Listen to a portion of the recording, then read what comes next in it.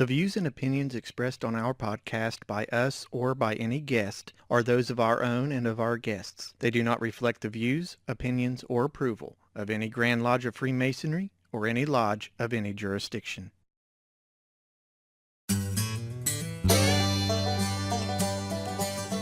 In this episode, we are going to bust some myths about Freemasonry. There's a lot of disinformation out there, and it is time to set the record straight. We've got 5 myths about Freemasonry that need some busting, coming up next on the Masonic Ring podcast, which starts right now. It's the way that I can tell the world the kind of man I am, that I put my trust in God above, and for brotherhood I stand. It reminds me to be honest and to remember whence I came. I'm a man that you can count on, that's why I wear this ring.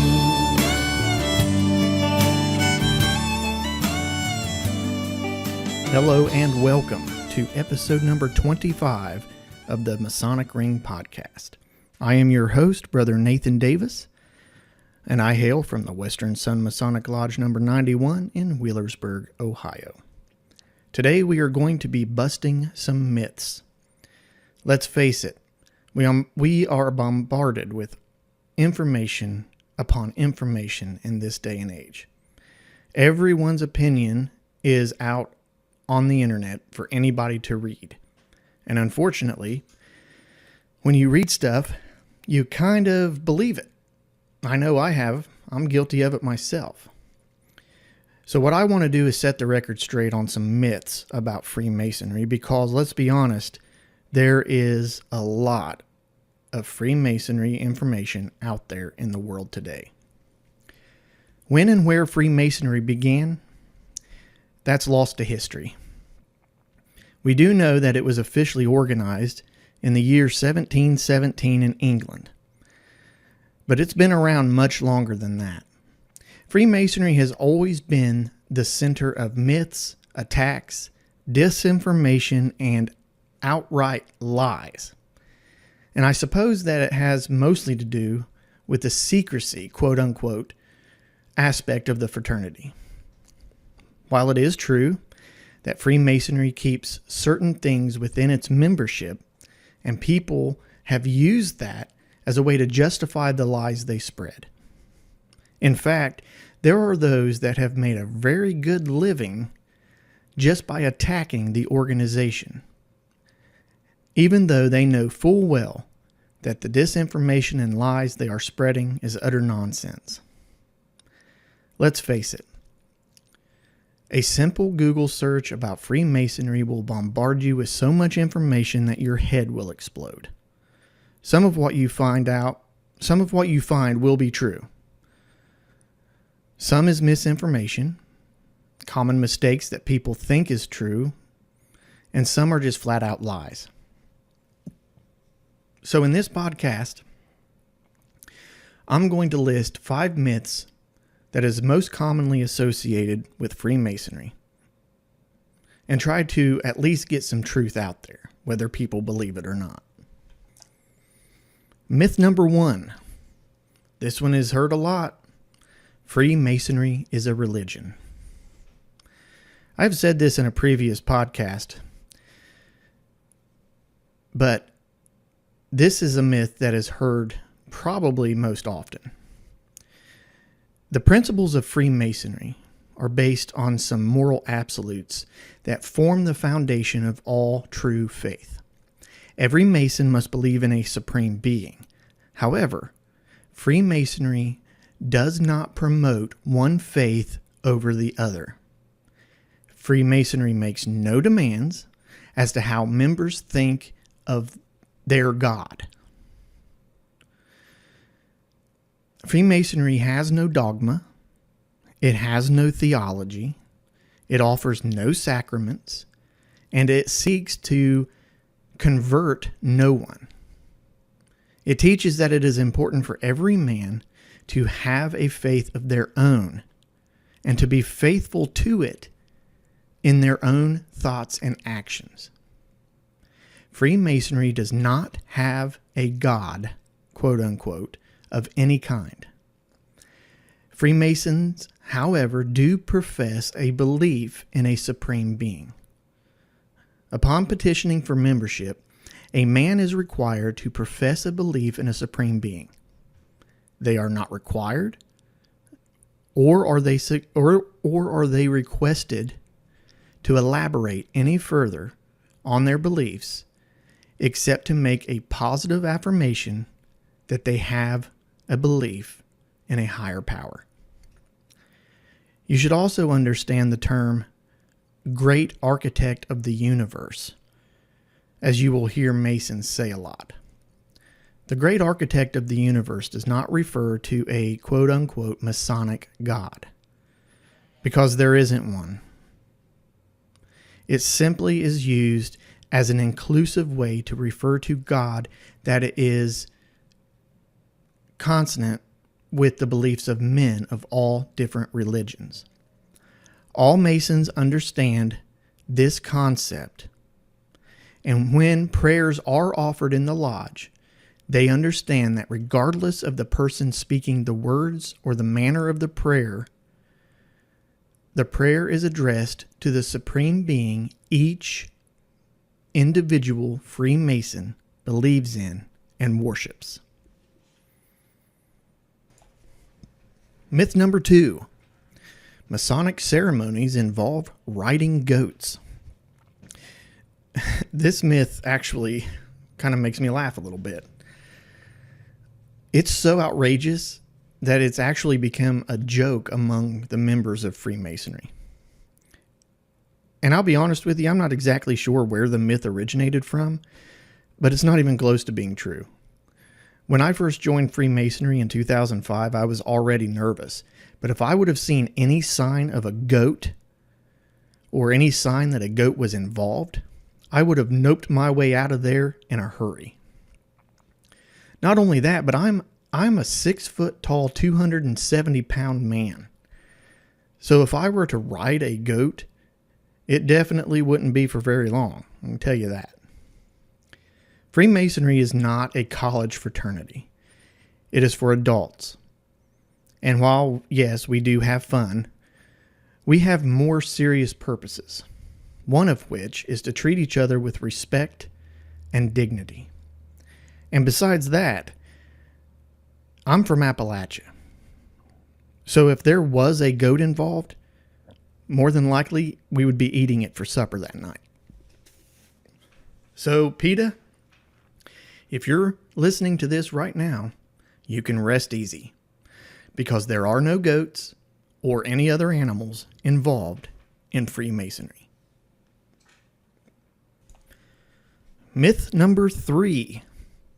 Members are never allowed to leave once they join. This myth is extremely false, but it's one that sticks because there's just a tiny bit of truth mixed in with it. When a man joins Freemasonry, he must do so of his own free will. He cannot be coerced, intimidated, or forced to join.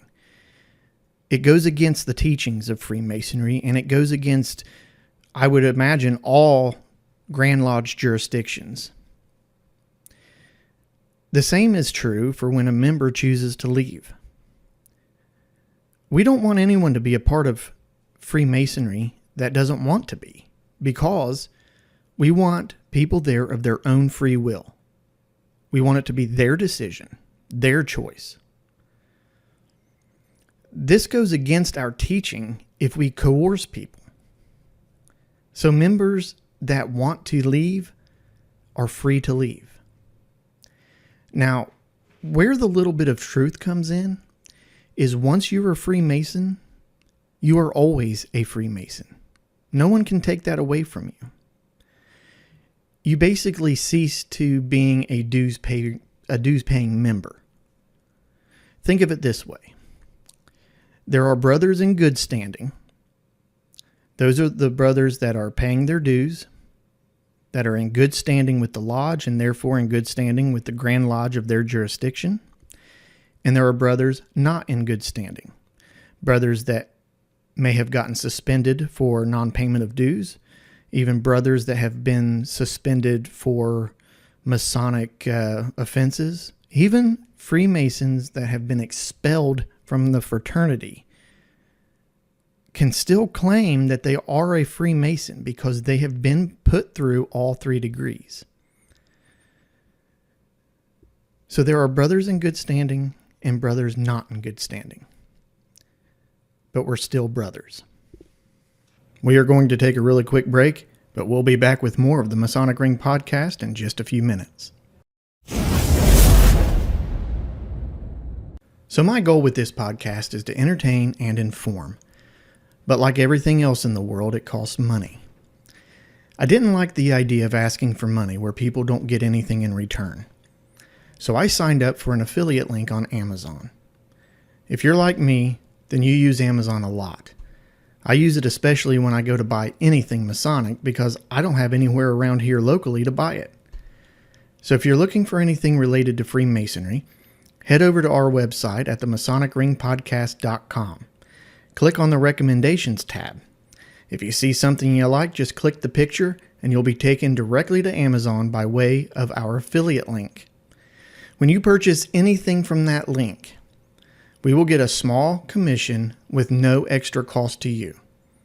It's a win-win in my opinion. The website again is theMasonicRingPodcast.com/recommendations. Or you can click on the link below in the show notes. Now, let's get back to the podcast. Myth number 4. Oh, I can't even believe I have to say this name. Myth number 4, Hitler was a Freemason. That is utterly and equivocally false. I am not sure how this myth started, but I would assume it was used as a way to associate Freemasonry with a sadistic, murderous coward. Not only was Hitler not a Freemason, he did everything he could to wipe out Freemasonry membership. When he took power, he dissolved the Grand Lodges in Germany and even went as far as hunting down individual Masons and murdering them. Hitler's goons seized the membership lists of the Grand Lodges, looted their libraries and collections of Masonic objects and writing, and many members of the order were sent to concentration camps. I can't get into the mind of this coward, thank God. But in my opinion, he feared Freemasons. He feared the fraternity. He feared the membership. He feared because Freemasonry was so well known that he was afraid that they were going to join together and overthrow him. That's just my opinion. But, and I could be wrong, it could just be because he was a psychopath. He was a narcissistic psychopath. Either way, that myth is 100% false.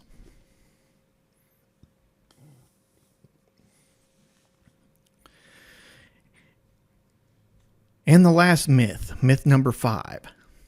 Freemasonry is a secret society. I know you've heard that.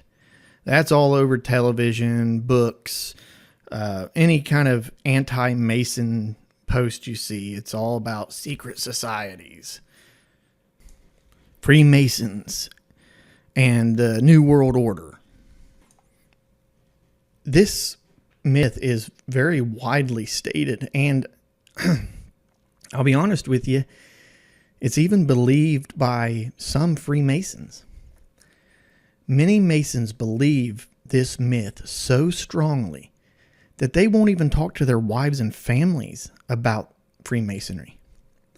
Many writers of history are probably the ones to blame for helping to promote this myth. Freemasonry rituals have added to the belief as well. And the critics of Freemasonry want the world to believe that Freemasonry is a secret society because they have little else on which to stand. Yet by no stretch of the imagination can Masonry be termed as a secret organization. And here's why. If it were, no outsiders would even know of our existence. Anything that is known is not secret. Without question, there are many secret organizations throughout the world, but only men and women within those circles are familiar with them. Most, if not all, ritualistic religions have conclaves, literally rooms locked with keys from the outside. Should these be condemned along with Freemasonry? Secret means kept from general knowledge or view, kept hidden, operating in a clandestine manner, and on and on and on. Secret groups meet in places known only to the few. Freemasons, however, meet in places clearly marked for the public to see. Secret outfits never record anything that might become public property. All Masonic functions are fully recorded, and proceedings can be read by the general public. There are thousands of books that have been written and published about Freemasonry.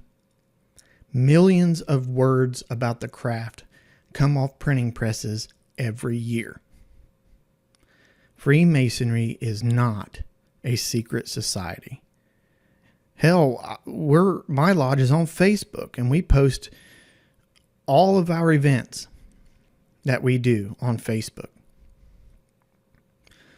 Also, it is true that Freemasonry has its secrets, and I even hate calling them secrets. We have certain things that are kept only for the membership. But anybody out there that is a Freemason, you know what I'm talking about. It's not very much. There is not a whole lot of secrecy within, even when we are in a tiled lodge. Freemasonry is not meant to keep its members away from the world as secret societies do. Freemasonry wants its members out in the community. The whole point of the craft is to make us better men. Teach us that we have the ability to make this world a better place. And Freemasonry gives us an avenue to come together with other like-minded men to be able to do that. So, I'm going to say it again. Freemasonry is not a secret society. Well, that was 5 myths about Freemasonry that needed to be busted. We're going to come back with more myths in future episodes. And I hope this podcast was able to shed some light on a few of those myths that are out there. It was, is, and will continue to it was, is, and will continue to be subject to slander and libel for many, many years to come. But I would caution you to not believe everything you see or hear, including from me. I challenge you to conduct your own thorough research about the ancient fraternity of Freemasonry. I want to thank you for listening to this episode of the podcast. Don't forget to visit our website if you get a chance, the MasonicRingPodcast.com. And I will see you next time on another episode of the Masonic Ring Podcast. I'm a master mason and I shine the light with pride. I will teach of all our values with the great Creator's guide. I present my craft with honors to a world who is in need. I'm a master mason and I want the world to see